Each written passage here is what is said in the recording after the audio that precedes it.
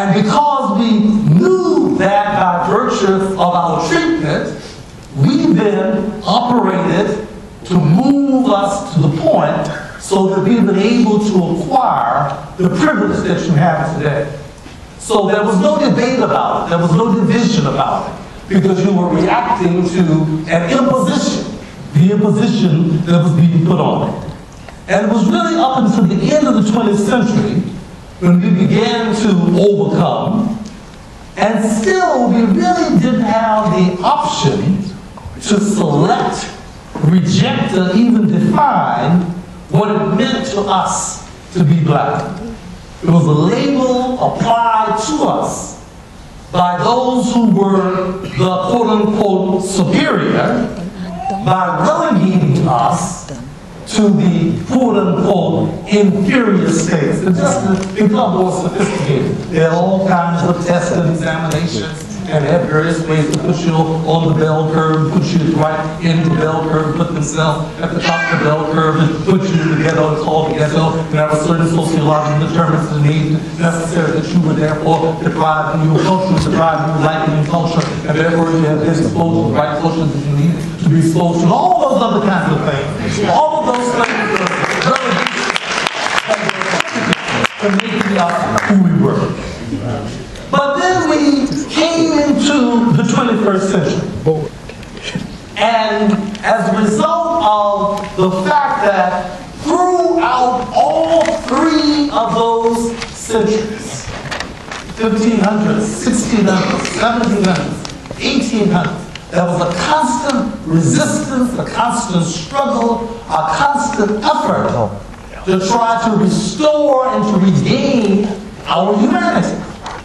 And so therefore this issue of trying to get to the point where we are today, of being able to once again have the privilege to declare who we were and declare who we are on our own terms, was something that had to be done, had to be won. It was a struggle that had to be won, had to be a game. And the interesting thing to keep in mind is that it wasn't just Africans, blacks, black people themselves. There was some well-meaning, a minority of well-meaning white people who also pushed that agenda, who also understood that there was something fundamentally wrong in depriving a whole group of people, negating their humanity, by defining them as being, by virtue of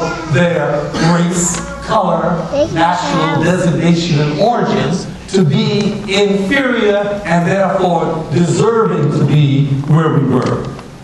But every generation has struggled to somehow move that issue along, to move that agenda along, to move to the point so that by the time we got to the end of the last century, and probably we've reached the apex today, where a couple of years ago, a self-identified black man and his family ended up in the White House. Now that was a real victory, because he said he was black. He didn't have to, because his mama was black. And he came there with a black wife and 2 little black children. And he was undeniable. He chose and selected to be who he was. And that was really one of the first opportunities, that it was really a privileged opportunity. That was the real victory of that. It was not so much what America did by electing him. It was the fact that he elected to be himself in that particular context.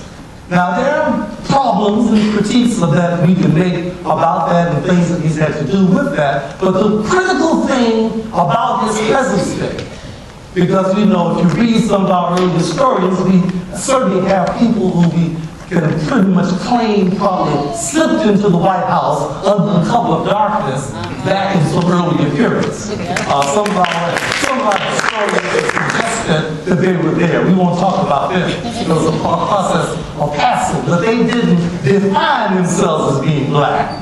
And they probably would die rather than let anybody find out they had 0.1% of being black. So the reality is that this was someone who identified himself as being a black man with whatever limitations he may also have, represented a real kind of victory. But with these hard-earned and recent achievements, we can now choose. We have a generation of young people who can choose for the first time to be black on their own terms. They can exercise the option to select to be who they are, and certainly not do as this young lady did, apologize to anybody for being who you are.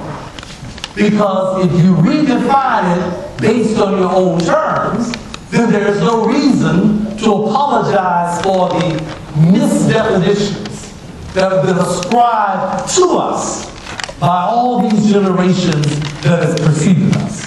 So this generation that we have now, of those who are 20 years and younger, those who were born like from the 90s up until today, that somehow you have inherited a legacy that 20 generations of people have struggled to make it possible for you to select to be yourself. Now that's a tremendous victory. Now the sad part of the paradox is that we, as Ms. Cheryl Gundy has said, are psychologically still enslaved. So we are in recovery. So we have crazy people who still apologizing for being black. Are doing as this young lady said to me, what is all this black stuff? Having the opportunity to take black studies courses and refusing to take the class. That ain't no real education. If you want some real education, you got to go get you some white studies. They don't give you that anyway. People struggle to make it possible for there to be black psychology, black history, black studies, Africana studies.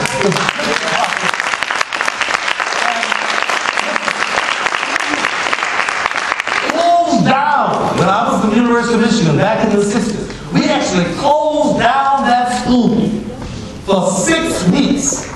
Almost drove them crazy until they decided to have a black studies program there. And now they have to struggle to get students to take those classes. They have to struggle to go on the catch them on a dark night and say, you gotta go with it. Because they're crazy.